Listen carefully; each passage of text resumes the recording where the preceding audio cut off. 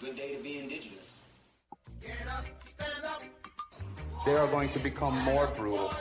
Couldn't cut, hitting cut again. Because all the hippies were trying to be Indians anyway. They're going to become more repressive because it's a matter of dollars and their illusionary concepts of power. Hey, Victor.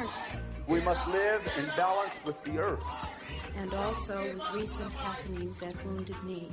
I am awake. Welcome to Native Roots Radio Presents I'm Awake, and I'm your host, Wakanja Hade. Hey, Kadagi to all my friends and relatives in four directions. You are listening to Native Roots Radio Presents I'm Awake. We talk about local issues like local Native issues and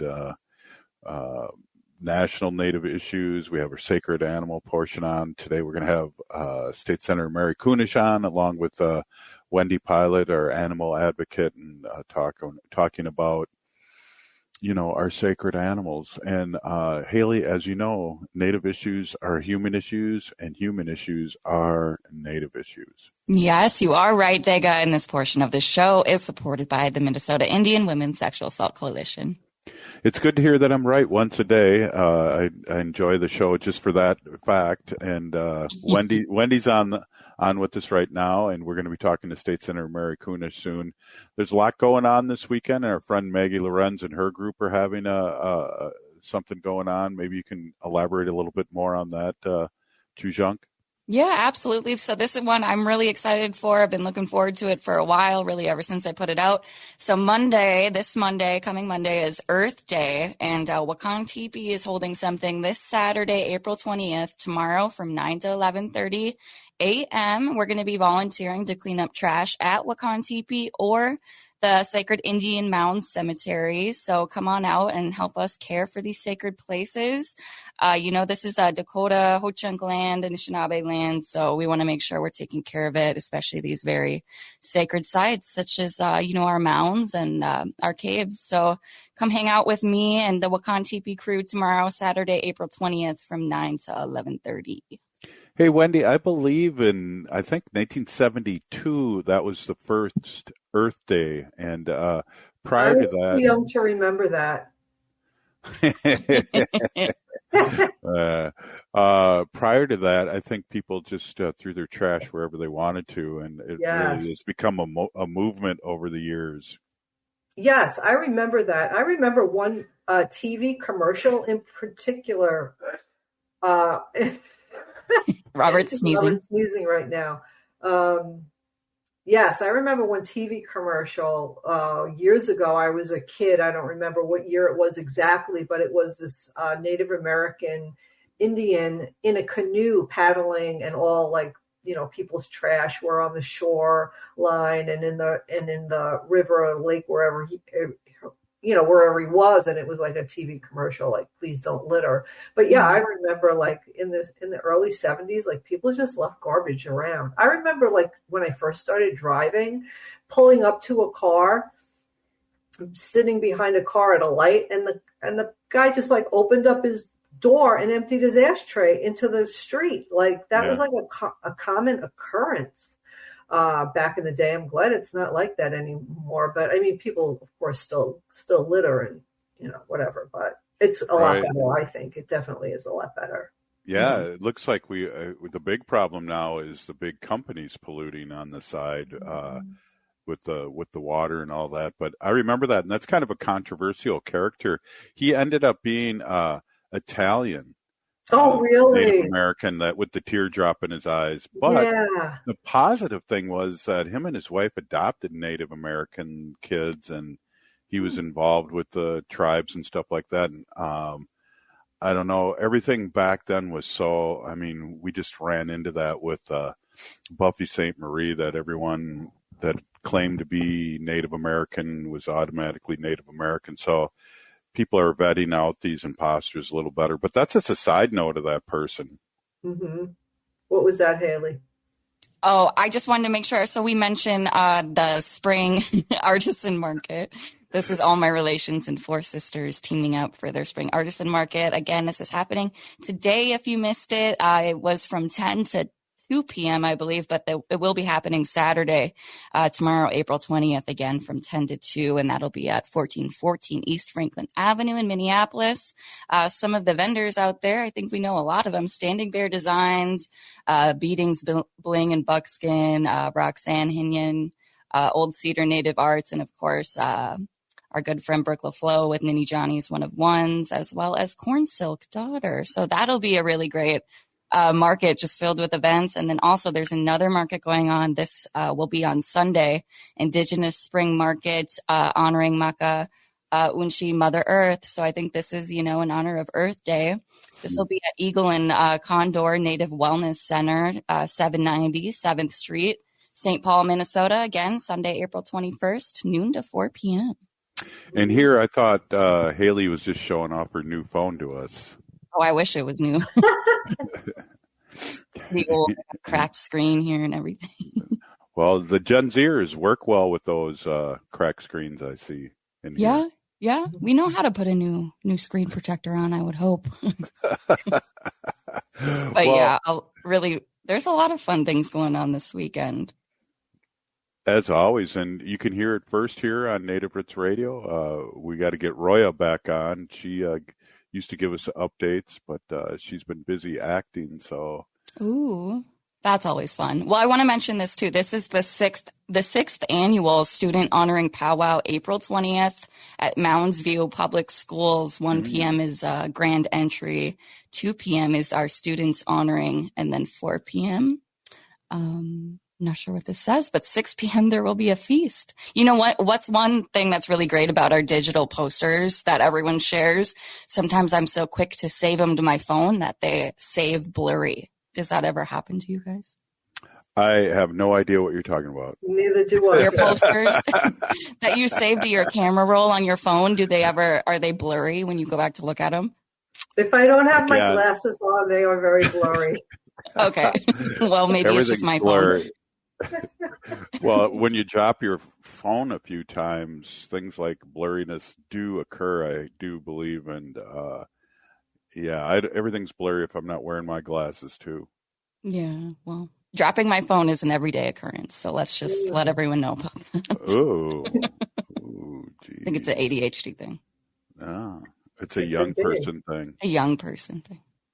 We didn't have phones like this back in the day, If Robert and I were driving around and had to make a phone call, we just made sure we had some dimes in our pockets, and we'd pull over to the nearest little payphone and throw a couple of dimes in.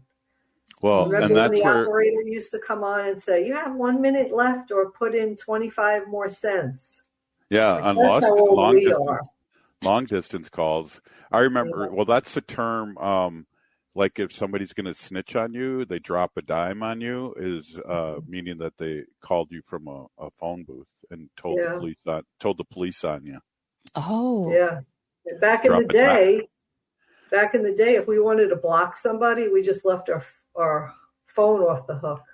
Yeah. Oh, wow. That's how we block somebody. I like that. Leave that phone off the hook. You'd have to hear a dial tone for a very long time until it died off. Well, I quit drinking in 1984, and I always said if there was caller ID back then, I might have still been drinking, because then I'd know who's trying to call me, what bill collector, and so on and so forth. I'm gonna confess here, but when I was a little kid, me and my friends, we would get on the phone and we'd go through the phone book.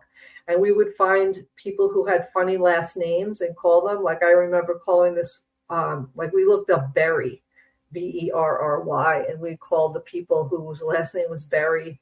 And we'd say, "Are you a blueberry or a strawberry or a blackberry?" And sometimes people would just hang up on us. But we would get a couple of people on the phone that would really entertain us. And we would just crack up laughing. Hey, for some more high energy radio, stay tuned to Native Roots Radio. We'll be right back after this short break with State Senator Mary Kunesh.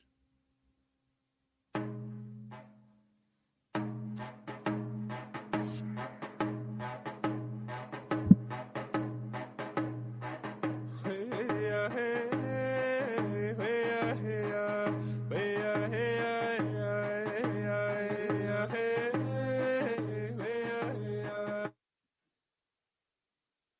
Unwanted sexting or photos, inappropriate jokes, even tickling or wrestling can feel like a violation. Catcalling, cornering, or groping, getting them drunk or high for sex, recording sexual acts without permission, hurting someone because of their sexual orientation, raping a family member, a child, a date, a friend, a stranger, purchasing a human being for sex. You make the choice every single time. Sexual violence is many things. Make a choice. Do not do it.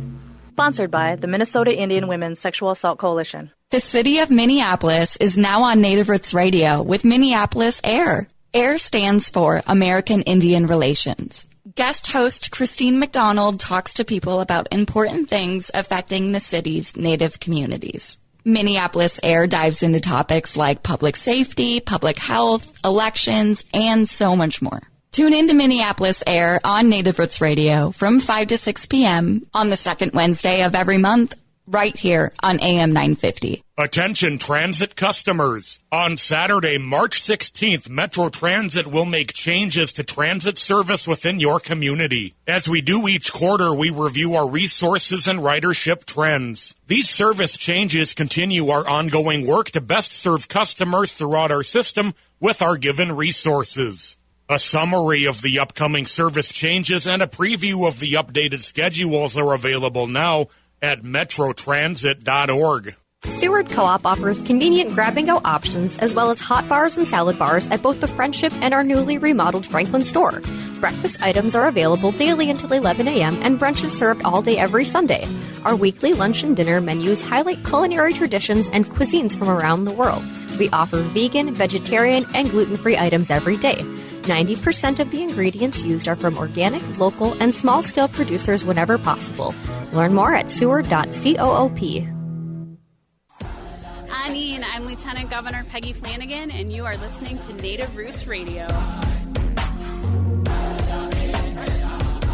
Welcome back to Native Roots Radio presents I'm Awake, and this is Robert Pilot.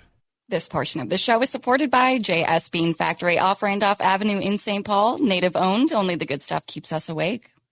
Hey, we are awake here. We're with State Senator Mary Kunesh of the great state of Minnesota, our friend, and also all three of us got to see you a couple days ago, and it was really excited to see you. And like Wendy was saying earlier, it was such a privilege and a jolt in a good way to see you come and speak to us. Well, Matakiape, everybody, it was really fun to see you all in my environment at the Capitol. Every time, I always see a lot of the same people, lobbyists, folks that are always there trying to get their legislation passed, and of course all the legislators and the staff. So when you see somebody from outside, it's just like, this is so great. It's really exciting. And it was fun to pick you all out of the crowd for sure. Well, Wendy, you were there, and wasn't it really great to see State Senator Mary Kunesh? Yes, it's always a privilege when we get to see her and she comes in and talks. Yes, it was Wolf Day at the Minnesota State Capitol on April 17th. That was Wednesday. Dr. Mary Hackett, Dr. Hackett from Howling for Wolves is the founder, and she put this on with a lot of volunteers, and over 100 people showed up to protect our Minnesota wolves. So thanks again, Mary, Senator Kunesh, for coming in and speaking to our crowd and letting them know why it's important for us all to protect our Minnesota wolves.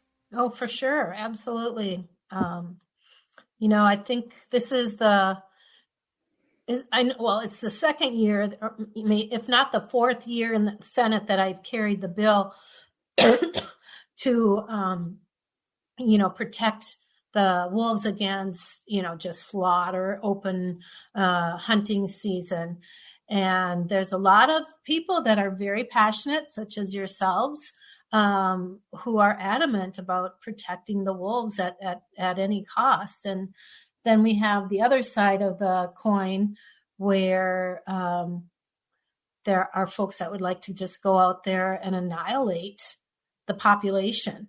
If you listening to them talk, you think these folks were like preying on anything that moves across the state of Minnesota. when in fact, we're the ones invading their territory, not so much them invading ours. Yeah, absolutely. And it's funny how it's down party lines, especially with these traps. We talked a lot about these traps and how you can put a trap on somebody's land and you don't even have to tell them. Mm-hmm. Yeah, that doesn't make any sense to me. Absolutely. And then, when we heard this on the floor, and I'm just going to be honest, we brought the bill to the floor with a really strong recognition that it probably wasn't going to pass. If it had passed off of the Senate floor, I would have probably fainted dead away. But I knew that it was a huge uphill battle. I knew the chances of it passing were slim to none. And as you said, it was very much party lines, but it did not pass because we do have some legislators that, while they might be in support on my side of the way things are, they represent communities that are not. And that's always that really hard, fine line that as an elected official, you have to walk, because you're not just representing yourselves or your party, you're representing constituents. And oftentimes those needs or those wants of our constituents do not always align with our own personal either values or viewpoints or politics. So it's a hard one. It's a really hard line when that happens. But we had a lot more votes, and I wish I had the vote up here right now, but it came pretty close. It was a lot closer than I thought it was going to be. I think it was like 30-35. Does that sound right? Yeah, and we really needed 34 to pass it. Mm-hmm. So we would have only needed 4 more votes. Mm-hmm. So, yeah. Well, it was interesting. I believe you said this, or maybe one of the Senator Dibble came in too and said that people find out more information about the wolves and not listen to, I guess, some of the propaganda going on up there, really kind of do swing back and want to protect them. Mm-hmm. Yeah, because there is so much misinformation out there. There was a senator that stood up and painted just the most god awful. I mean, you would have thought they were werewolves up there, attacking their little dogs and pets and little children. And, apparently his story was that a wolf attacked something near a person's home and there was blood splatter everywhere on the house, on the set. I mean, and he handed out black and white photos of something. We don't know exactly what, but this is the kind of ridiculous exaggeration that happens, and people are horrified, of course, by that. Yeah. But then when you really sit down and ask them, like, where did this happen and who did this happen to? And can you give me, somebody to talk to verify this? They're all like, 9 times out of 10, either they will blow you off or we'll get it to you and they never get it to you. So these are just scare tactics that some people, unfortunately, are very susceptible to. Well, it sounds like we have to send some garlic up there to put on their doors. Yes. It's the same fake news they're spreading elsewhere. Yes. Yeah. It really is. It really is. I don't know. Fear is a real motivator in a lot of ways. And people just tend to side with the fear.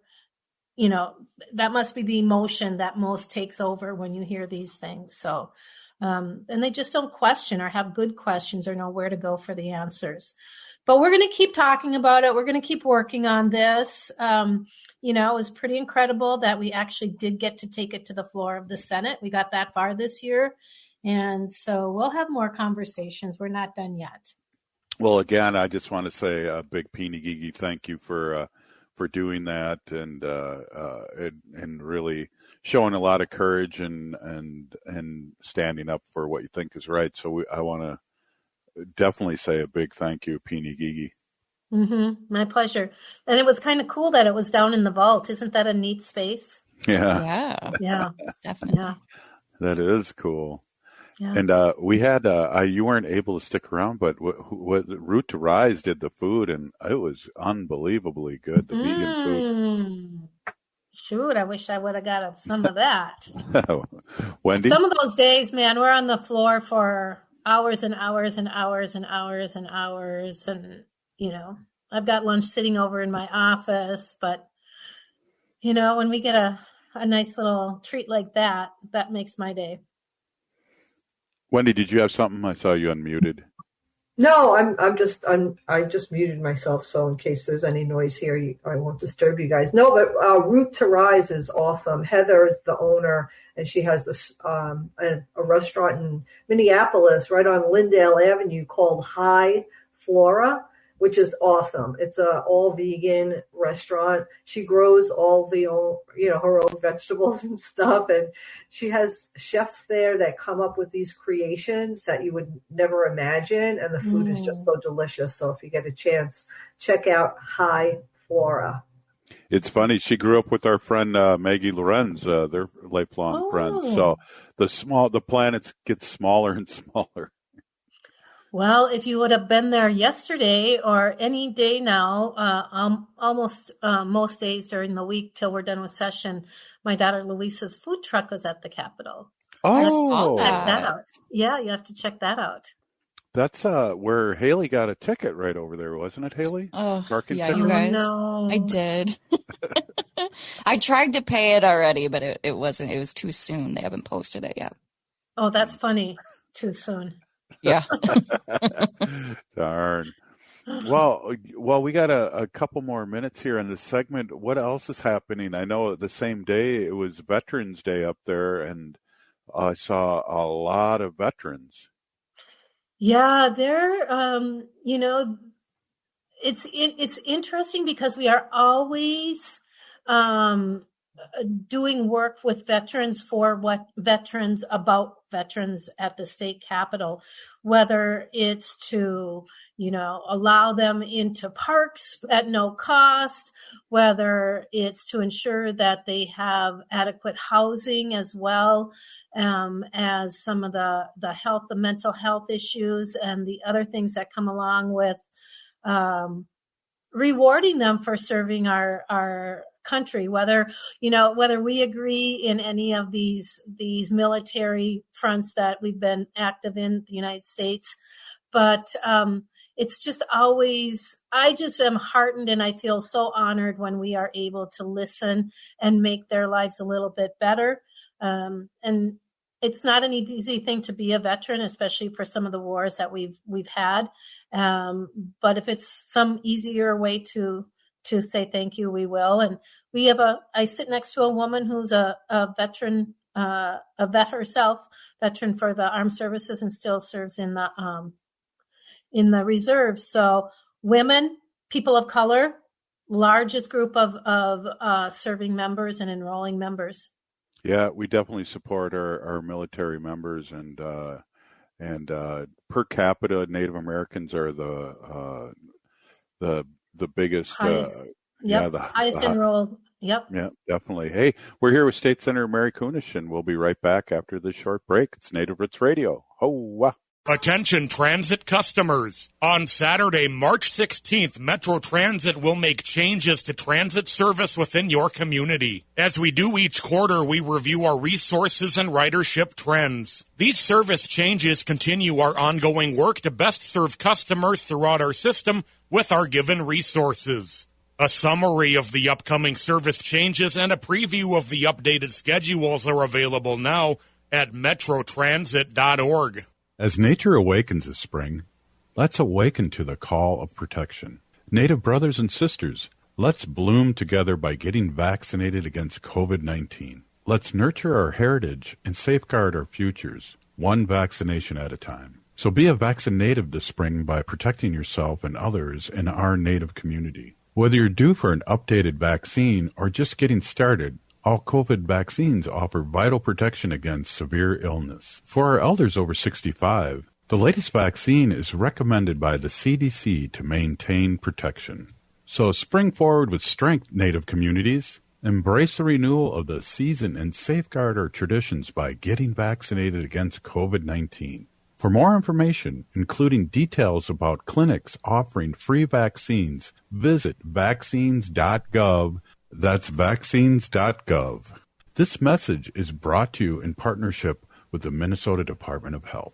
Doherty Family College at the University of St. Thomas is your pathway to a bachelor's degree. Located in downtown Minneapolis, Doherty Family College offers an affordable education that includes free textbooks, a laptop, meals, career coaches, and a Metro Transit pass. As a full-time Doherty Family College student, you'll benefit from mentorship from St. Thomas faculty, along with paid internships and support from Minnesota's largest private college. Ready to turn your dreams into reality? Apply now at dfc.stthomas.edu. Doherty Family College, your journey to success starts here.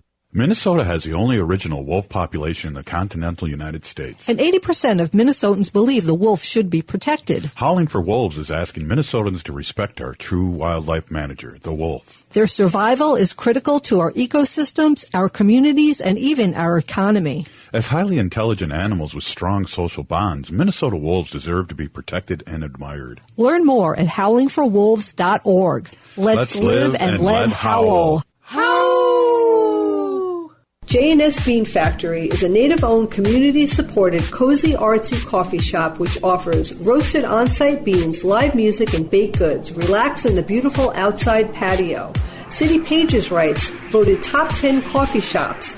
Tucked into a quiet corner of St. Paul's Highland Park neighborhood, this coffee shop roasts beans on-site from the best coffee-growing countries in the world. Located at 1518 Randolph Avenue, St. Paul. The good stuff. Think your company's safe? Your staff is working from home, right? As I speak, cyber criminals are mounting attacks across the country. Remember, when we're weakest, cyber criminals attack. Hi, Mark Sommerfeld from Rymark. The Rymark team is guiding our clients through these difficult times. In fact, demand has been so high, we created an easy-to-follow guide. It's yours free. Download our 5 steps to securely work from home now at rymarkit.com or call 651-328-8900 for a no-cost how-to discussion. From Kansas, I'm Ho Chunk, and you're listening to Native Roots Radio. And we're back to Native Roots Radio presents I'm Awake, and this is Robert Pilot. This portion of the show is supported by Native American Community Clinic, or NAC, in Minneapolis, honoring health and tradition.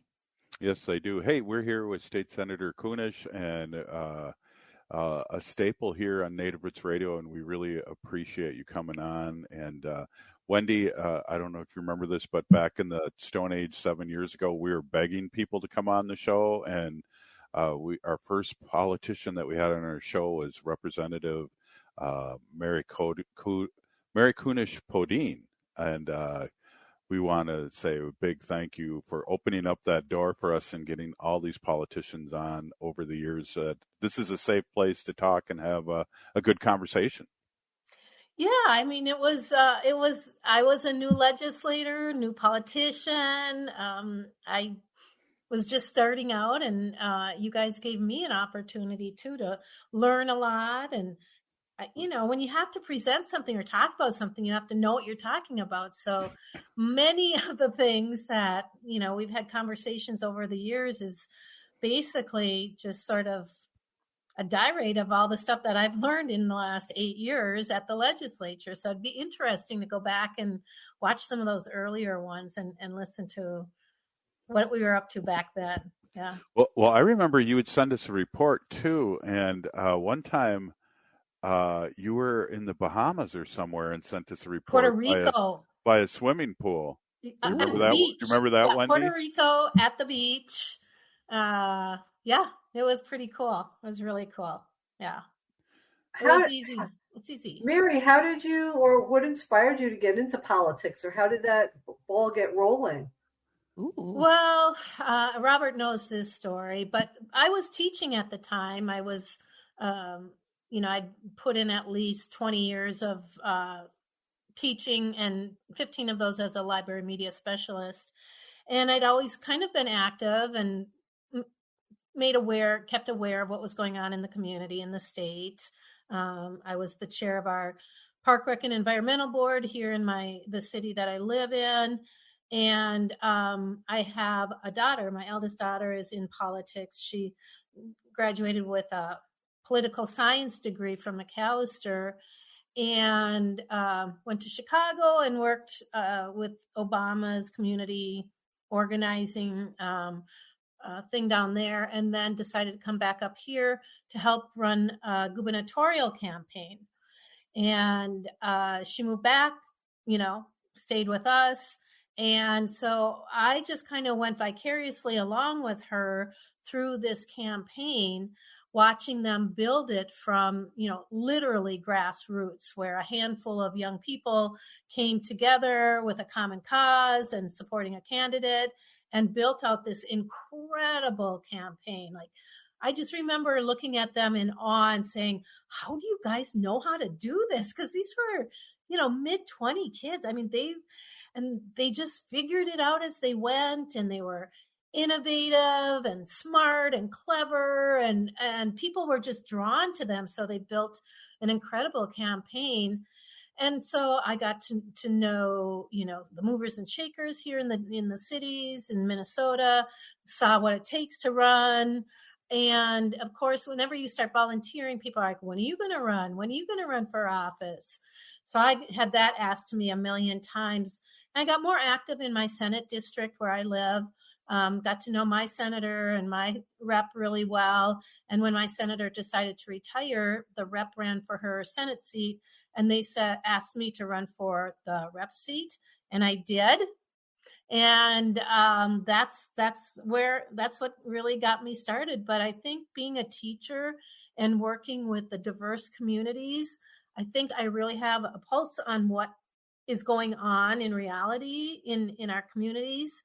And then also as the school steward in our union, and all the issues for teachers and paras and educational assistants, I'd been advocating for them for a long time, just really prepared me for, I think, the work that I'm doing now. And I did that I taught and was a state representative for 4 years. And then once I went to the Senate, I retired, and now I'm just doing the Senate work. But that it really is my daughter that got me going. And then Margaret Anderson Kelleher was a candidate. And so I always attribute my political expertise or experience to her, and say she's why I'm here. So those are the things that got me going. Wow. Yeah, I'm always interested to find out how people, got where they were, or what inspired them, or what the path was. So thanks for sharing that. That's really interesting and very cool. Yeah, and I have a sister who's an Indian law lawyer. She worked for NARF, Native American Rights Fund. She worked for the Mashantucket Pequot in gaming. She taught Indian law. She worked at the Federal Reserve on a couple of things, and the Obama administration. And she would just tell us about the cool work that she was doing. And I just thought, I want to be able to do stuff like that. And then we also were learning, all the things that needed to be done, whether it's at the federal level, the local level, the tribal level. And what really motivated me also is to be able to represent the tribes here in Minnesota, because they've never really had that kind of genuine representation. And so, after building a good reputation with all 11 tribes here in Minnesota, tribal nations, I think that, they trust me enough to ask me to carry some really, really, really important bills. I'm super honored to do that. They're tough ones. There's some really, really tough ones.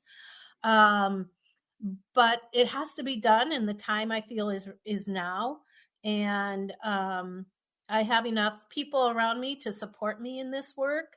My sister, again, she knows everything about Indian country. I have two brothers, one that's a archaeologist and the other who's just an incredibly intelligent, knowed person around what goes on in Indian country. And I can always reach out to them and say, what do you know about this? Or can you help me find information on that? And, right now my sister is the American Indian Commissioner.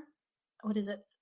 The ANA commissioner in Biden's administration. And I mean, talk about some cool things she gets to do. She's down in Hawaii and Samoa, meeting with them and letting them know about some funding opportunities that there's coming their way. Because again, if nobody's there to advocate that for them in a good way, they often are not included in the funding. And the Samoa is, of course, not part of our mainland, so they don't have the voting rights to vote in federal elections and things like that. So their vote doesn't count in a way, unless they're on the mainland, then it counts. But if they're on their island, it doesn't count. That's like Puerto Rico as well.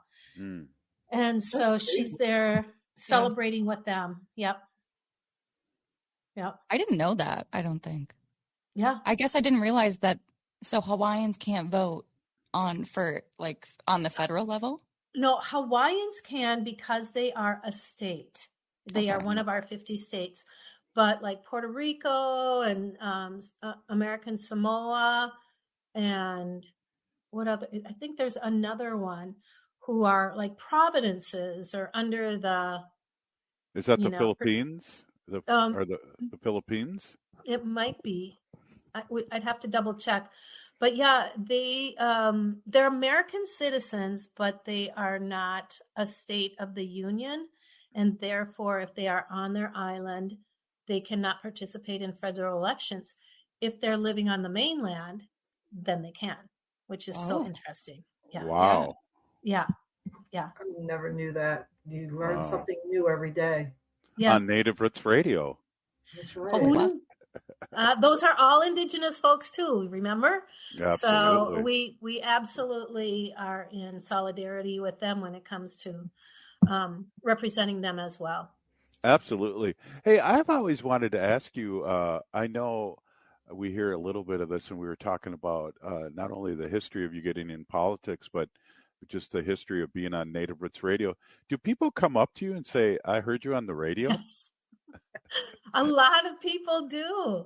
It's really interesting. And sometimes in the oddest places, if I'm introduced or something, they're like, oh, I listen to you on Fridays on Native Roots Radio. And it always kind of, makes me happy that people are actually listening and know who we are when we're saying these things. So yeah, it has happened. And I'm just trying to think of some of the unique times that folks have been listening. Oh, I was speaking at Bethel College not so long ago.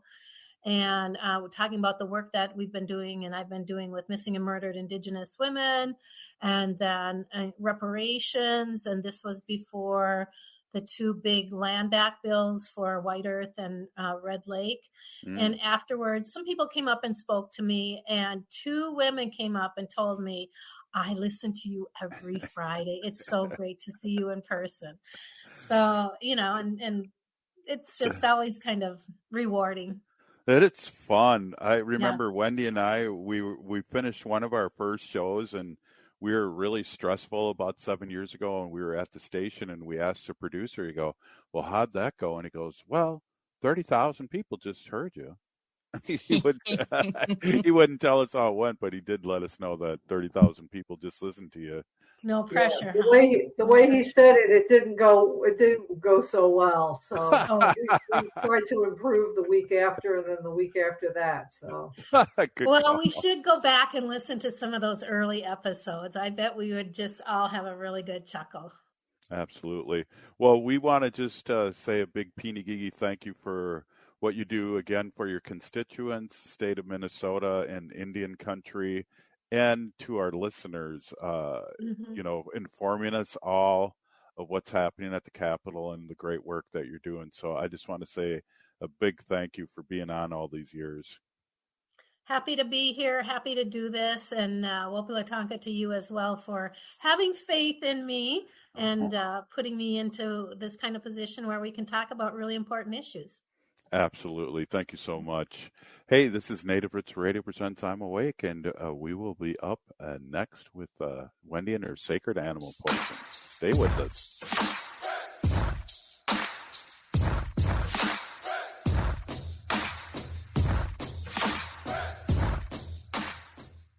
Unwanted sexting or photos, inappropriate jokes, even tickling or wrestling can feel like a violation. Catcalling, cornering, or groping, getting them drunk or high for sex, recording sexual acts without permission, hurting someone because of their sexual orientation, raping a family member, a child, a date, a friend, a stranger, purchasing a human being for sex. You make the choice every single time. Sexual violence is many things. Make a choice. Do not do it.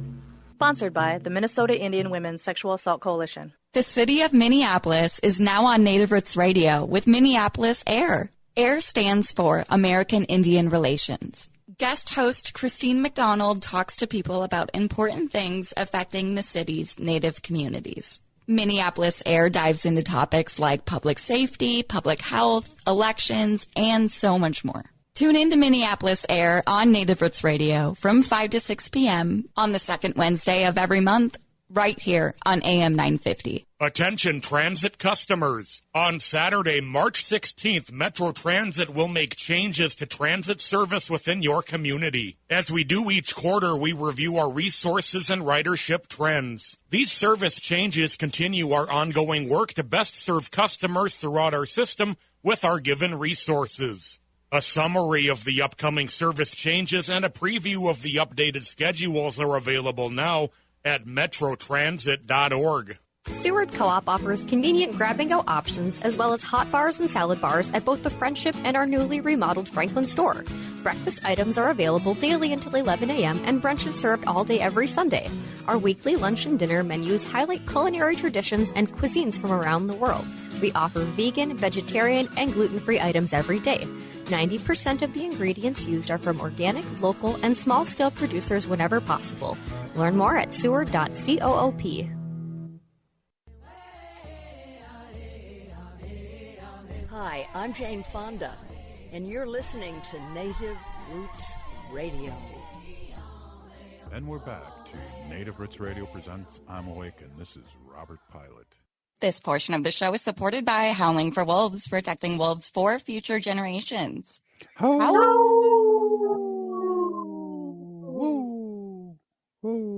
Hey, it's Fun Fact Friday, and we have Wendy here at our sister station in Long Beach, New York, Long Island, New York, and she's in our looks like you're in our expensive mansion in Long Beach. This is a virtual fantasy background I put in, and maybe a house that we'll get someday when we hit Powerball. Yeah, definitely. Oh, definitely. And well, today's Fun Fact Friday, and we love Wendy coming on and talking about our sacred animals, which I learned so much about. And I know people, when I'm out in public with radio functions and not, they always ask about you, Wendy, and you're a very popular person in the popular segment. So introduce yourself and welcome. Yeah. Hey, everybody. My name is Hanaji Hihani. That means cares for them. I was given that name by my Dega Curtis. Curtis goes by Mashke Hanajinga, which means walks on white clouds. I'm a humane policy volunteer leader for the Humane Society of the United States, and I work on animal issues at the local and state level. It's always my pleasure to do that. And yes, this is the background in case anybody's watching us on Facebook or other social media and can see us. This is a fantasy background that I picked. So yeah, it's a beautiful living room with a grand piano and a fireplace. And for those who cannot see us, but anyway, here we are. Yeah, exactly. Robert, you brought this to my attention this morning about woodpeckers. Mm-hmm. Sometimes I never saw a woodpecker my whole life. I was brought up on Long Island, New York. I lived there and lived in parts of New Jersey my whole life. And I never saw a woodpecker in my life or heard one until I moved to Minnesota. So this is, I never did. One day I heard something banging or tapping on the pole outside. I think it was the light pole or the utility pole in our alley. And I was like, what the heck is that? And Robert, you were like, oh, that's a woodpecker. And I was like, oh my God. So I was like really surprised. And I think I took about 100 pictures of that woodpecker. But anyway, I didn't know this. And this is a fun fact about woodpeckers. A woodpecker's tongue is so long that it wraps around its skull to protect its brain while it's hammering away at a tree or other hard surfaces. This combined with other factors such as having a super strong neck muscles, plates of spongy bone in the skull that act like a football helmet, and a very small amount of cerebral spinal fluid surrounding their brain. This all helps to stop the woodpecker scrambling its brain while it's pecking away at a force of over 1,000 grams. Isn't that crazy? That's a fun fact about woodpeckers, because I guess you would, if you're banging your head around like that, your brain can get scrambled. That's how a lot of traumatic brain injuries happen. Yeah. Somebody asked me the other day why we got on the subject of silk, and they said, I said something like, oh, I don't wear anything with silk or use any products with silk. And they said, why? So I said, well, I'm vegan and vegans don't, use silk. And I found, I was able to explain a little bit, but I should have been better versed on if I ever get this question again. But silk comes from the saliva of silkworms. The silkworms are killed with steam, hot air, or boiling water. Silkworms are bred on intense moth farms. And to get the silkworms are killed in their cocoon. So that's how you get silk shirts or silk. A lot of people are using like those silk pillowcases to help their hair and wrinkles on their face. But I have satin. I use satin. Yeah. Yeah. I just want to remind everybody, this is a public announcement that was just issued about hummingbirds. And I've talked about this before, that hummingbirds are unable to retract their tongue due to fungal spores that have germinated on their tongue. And it's due to people putting different things in the syrup that they drink. Like if they put honey, people think, oh, well, let's give them some honey, or I'm going to put some stevia or Sweet and Low in there. You don't have to do that. You want to use plain old cane sugar and water. And that's all you want to do. Don't use any dyes. And it also says here, change the sugar water mixture every couple of days, especially during high temperatures, as it will start to ferment. And if it sits out, if it's really hot, some days do it at like every other day. Clean that nectar out.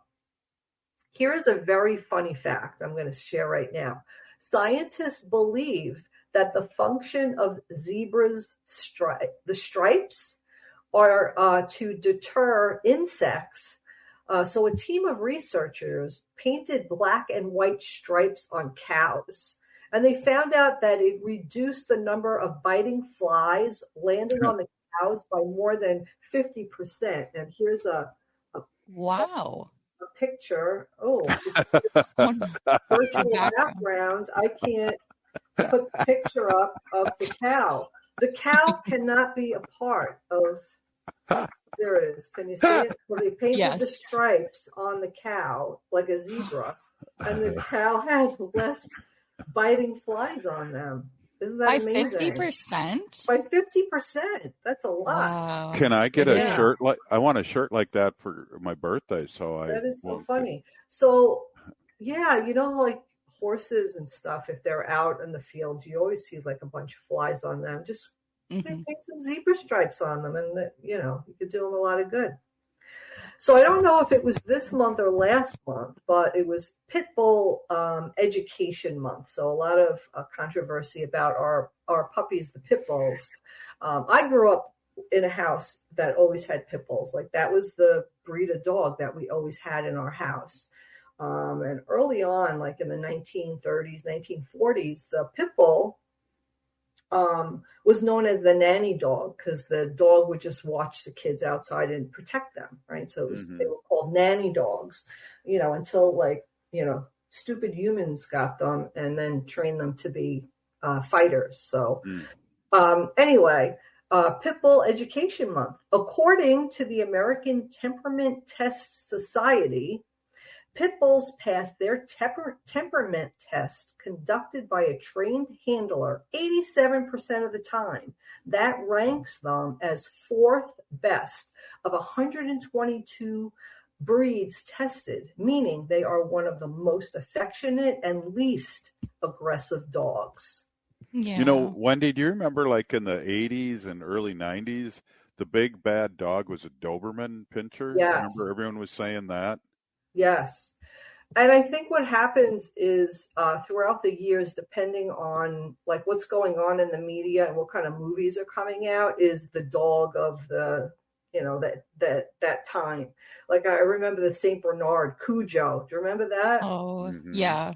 So then Cujo, the St. Bernard, got all the bad press and everything. And also, like the movies has also caused a lot of people getting the breed of dog, like Chihuahuas with that little Chihuahua. Remember that? Yeah. Oh, and the Taco Bell Chihuahua. Do you remember that? Yeah.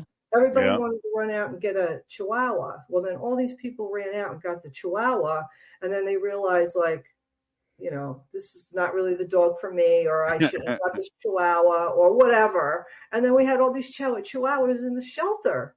Right. Well, that's what happens. Like these dogs are in the movies and everybody's like, oh, I want that dog. I want a dog like that. They go get the dog and then they're like, oh, I didn't know that this isn't really what the dog was about, Exactly. Adopt, don't shop. Hey, Wendy, thanks. Got 30 seconds left here for the sacred animals section. Hey, if you're listening to the show, you're part of the resistance from Chief Plentycoup's ground in which we stand on is sacred ground. It's the blood of our ancestors. We need to resist, divest, join a group, run for office, vote, shop, do not shop, adopt. We're still here. We are the seventh generation. And free Leonard Peltier now.